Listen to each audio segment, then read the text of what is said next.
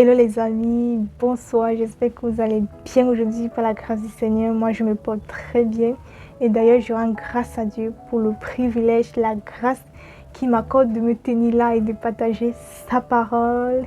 J'en suis vraiment très reconnaissante. Et aussi je vous souhaite la bienvenue sur cette chaîne où je partagerai mes témoignages, ma foi, mes expériences et la parole de Dieu. Du coup, si ça vous intéresse, je vous invite à vous abonner, activer aussi la cloche de notification pour être informé à chaque fois que je mettrai en ligne une nouvelle vidéo. On se retrouve aujourd'hui avec une nouvelle vidéo et dans cette vidéo, je veux parler de l'impact du jeûne dans la vie d'un chrétien. Déjà, qu'est-ce que c'est le jeûne? Le jeûne consiste à se priver de nourriture, d'eau pour chercher le Seigneur. Lorsque vous vous privez de nourriture et ne priez pas, on appelle cela grève de la faim et non le jeûne. Je répète, le jeûne consiste à se priver de nourriture et d'eau pour chercher Dieu. Et lorsque vous vous privez de nourriture et vous ne priez pas, on appelle cela grève de la faim et non le jeûne. Donc pendant votre jeûne, vous devez mettre de côté suffisamment de temps pour chercher Dieu, pour entendre Dieu, pour attendre Dieu et pour prier. Quel est l'impact du jeûne dans la vie d'un chrétien?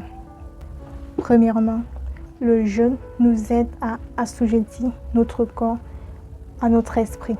Paul pouvait dire « Je traite durement mon corps et je le tiens assujetti, de peur d'être moi-même rejeté après avoir prêché aux autres. » Donc le jeûne nous aide à assujettir notre corps à notre esprit. Deuxièmement, le jeûne aide à discipliner le corps, la pensée et l'esprit. La Bible dit « Comme une ville forcée et sans muraille, ainsi est l'homme qui n'est pas maître de lui-même. » Proverbe 25, verset 28.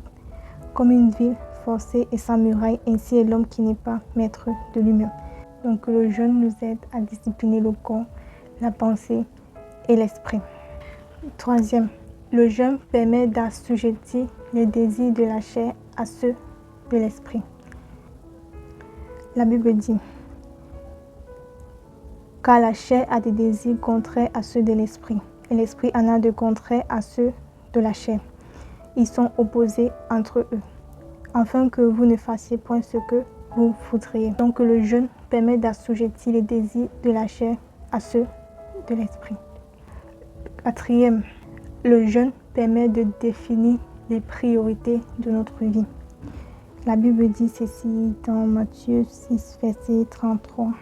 « Cherchez premièrement le royaume et la justice de Dieu, et toutes ces choses vous seront données par-dessus. » Cherchez premièrement, Matthieu 6, verset 33. « Cherchez premièrement le royaume et la justice de Dieu, et toutes ces choses vous seront données par-dessus. » Cinquième, jeûner, c'est soupirer après Dieu.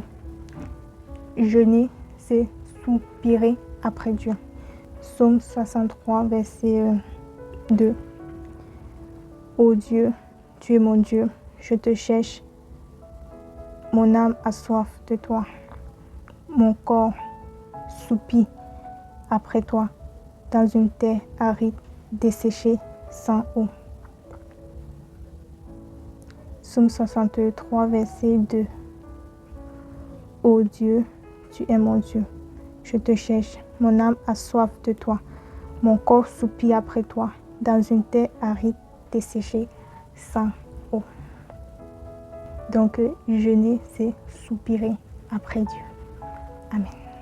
Alors, c'est tout pour aujourd'hui et je prie que vous soyez bénis par cette parole de Dieu. Et n'oubliez pas de partager, liker et de vous abonner. Et je vous dis à bientôt pour une prochaine vidéo. Bisous.